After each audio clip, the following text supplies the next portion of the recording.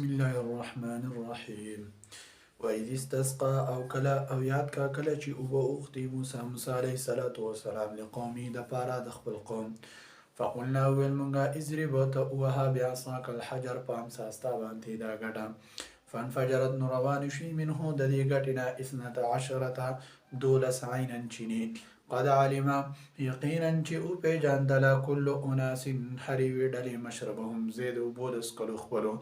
کلوا خورئ واشربوا اسکئ من رزق الله د رزق د الله تعالی نه.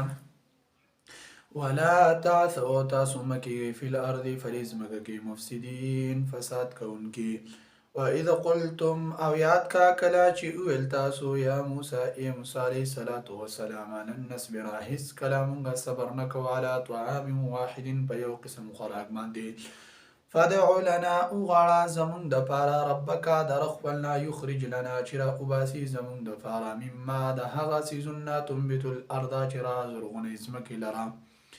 من بقلها د ساګو د هغې و قصائها او د بادرنګو د هغې نه و فومها او د غنمو د هغې نه و عدسها او د دال منصور د هغې نه و بصلها او د پیازو د هغې نه.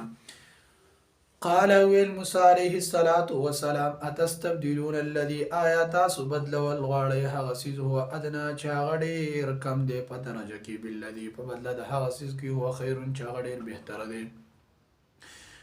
اهبطوا نو کوز شئ مصر دې ښار ته فإن لکم نو بېشکه ستاسو دپاره ما هغه څه سألتم چې تاسو یې غواړئ.